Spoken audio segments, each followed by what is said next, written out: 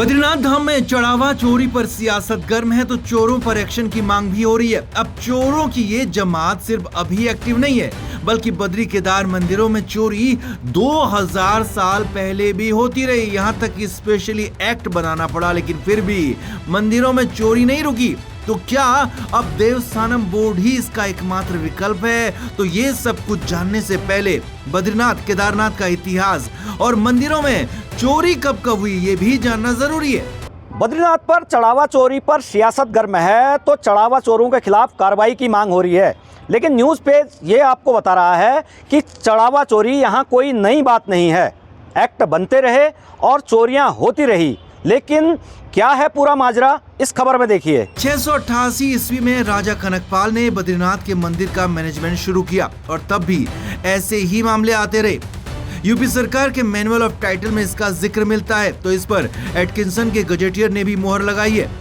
बाद में टिहरी राज दरबारी रावल यहाँ नियुक्त करता रहा। वहीं 1899 में यहाँ हो रही गड़बड़ियों को देखकर हाईकोर्ट ऑफ कुमाऊं से भविष्य के लिए मैनेजमेंट तैयार कर दिया गया।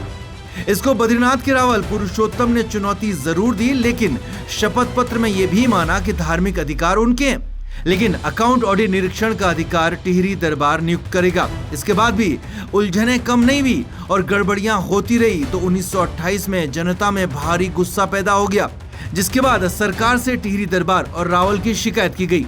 1939 में मैनेजमेंट ऑफ बद्रीनाथ मंदिर एक्ट अस्तित्व में आया, जिसमें पूजा पाठ का काम तो रावल को दे दिया गया, लेकिन अन्य सभी कामों के लिए जिम्मेदारी टिहरी दरबार और सरकार का मैनेजमेंट तैयार कर दिया गया, जिसमें 2 सदस्य यूपी विधानसभा के नियुक्त किए गए। बाद में एक्ट को बद्रीनाथ केदारनाथ मैनेजमेंट में बदल दिया गया, लेकिन चढ़ावा चोरी न तब रुकी न अब रुकी है। उत्तर प्रदेश सरकार ने एक टाइटल्स पब्लिश किए थे जो कि गढ़वाल के रूलर्स को रिकॉग्नाइज करते हैं। तो सबसे पहले 688 AD में एक राजा कनकपाल थे जिनका जिक्र है, जो बद्रीनाथ टेम्पल के मैनेजमेंट से इन्वॉल्व रहे। और उसके बाद होते होते लास्ट जो रिकॉर्डेड इंसिडेंट है वो एक सिविल सूट है हाई कोर्ट ऑफ कुमाऊं में जो लड़ा गया था, डिप्टी कमिश्नर वर्सेस रावल। और जो पुरुषोत्तम रावल थे उस समय जो बद्रीनाथ टेम्पल के रावल थे, उन्होंने एक एफिडेविट भी दिया और इस बात को कई बार रिकॉग्नाइज किया गया कि हाँ मिसमैनेजमेंट, फाइनेंशियल मिसमैनेजमेंट के चांसेस हैं।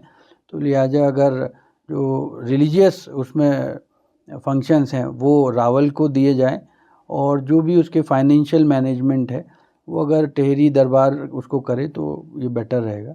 2019 में इसे लेकर नई कोशिश हुई। उत्तराखंड सरकार चारधाम देवस्थानम मैनेजमेंट एक्ट लेकर आई। इस एक्ट से पुरानी व्यवस्थाओं को खत्म कर दिया गया, तो BKTC को गढ़वाल के 53 मंदिरों का अधिकार दे दिया गया। इस एक्ट में धार्मिक अधिकार पंडा पुरोहितों को दिए गए, तो दक्षिणा रखने का अधिकार भी पुरोहितों के पास सुरक्षित रखे गए। मंदिर में चढ़ावा, रुपया, पैसा, सोना, चांदी, इसका मैनेजमेंट कमेटी को दे दिया गया। चढ़ावे पर चोरी ना हो इसके लिए उत्तराखंड चारधाम फंड बनाकर नेशनल बैंक में खाता होने की बात कही गई, तो इसका ऑडिट अकाउंटेंट जनरल उत्तराखंड के पास रख दिया गया। एक्ट में मुख्यमंत्री से लेकर पर्यटन धर्मस्व मंत्री को जवाबदेह बना गया, तो मुख्य सचिव, वित्त, पर्यटन और भारत सरकार के सदस्य को भी इसमें शामिल किया गया और 18 सदस्य बाहर से रखे गए। 2020 में सुब्रमण्यम स्वामी ने इसको चुनौती हाईकोर्ट में दी, तो हाईकोर्ट ने भी सरकार के एक्ट को सही मानते हुए इसको समर्थन किया, लेकिन उत्तराखंड सरकार ने ही 2021 में एक्ट को बदल दिया और 1939 की पुरानी व्यवस्था लागू कर दी। हालांकि उस वक्त एक्ट लाने वाले मुख्यमंत्री आज भी अपने एक्ट के साथ खड़े होने की बात कह रहे हैं। दैट एक्ट वाज चैलेंज और उसको चैलेंज करने का ग्राउंड था कि आर्टिकल 25-26 का वायलेशन होता है, क्योंकि ये ग्राउंड लिया गया कि हिंदू लोगों को एक अपना मंदिर बनाना और उसको मैनेज करने का स्वतंत्रता है। तो ऑनरेबल कोर्ट ने भी उसमें क्लियर डिस्टिंक्शन किया कि आर्टिकल 25-26 कॉन्स्टिट्यूशन का कोई वायलेशन नहीं है, क्योंकि एक्ट या कोई भी स्टेट का फंक्शन ऐसा नहीं है जो हिंदुओं से उनकी जो रिलीजियस फंक्शन है उसको अलग करता हो। और जो भी पब्लिक का चढ़ावा है या दान है या उसको बैंक में जमा करना या उसको मैनेज करना एक सेकुलर अफेयर है और एक पब्लिक से जुड़ा हुआ काम है। इसमें किसी भी तरीके का पंडित और पुरोहित जी का अगर कंट्रोल हटता है तो वो बिल्कुल उसमें सही है और कोई उसमें गलत बात नहीं।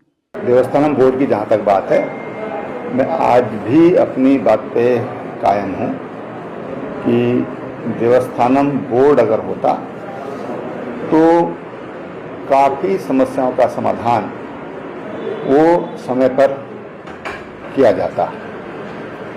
मंदिर समिति और जो तमाम जो मंदिर उससे जुड़े हुए हैं, लगभग 50 के आसपास मंदिर हैं, उन सब का पुनरुद्धार भी होता, जीर्णोद्धार भी होता और वहाँ पर तमाम तरह की जो सुविधाएं हैं वो सुविधाएं भी वहाँ पर उपलब्ध कराई जा सकती थी।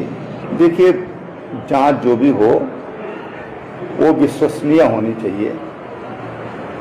जनता का दिया हुआ पैसा होता है, दान जिसको कहते हैं या चढ़ावा कहते हैं, तो उसको पूर्ण पारदर्शिता के साथ उसका व्यय होना चाहिए, लेन देन होना चाहिए और जांच ऐसी होनी चाहिए कि अगर किसी ने गलती किया है तो वो ठीक से नपना चाहिए।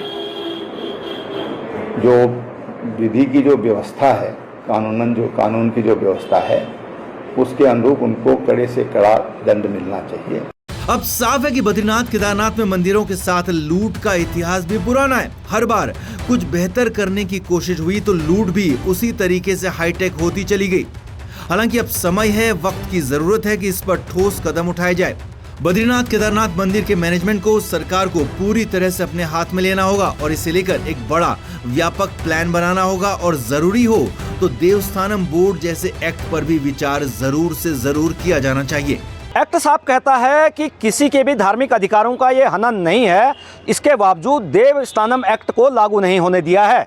ऐसे में सवाल यह है कि क्या चंदा चोरों को या जो चढ़ावा चोर हैं उनको खुली छूट दे दी गई?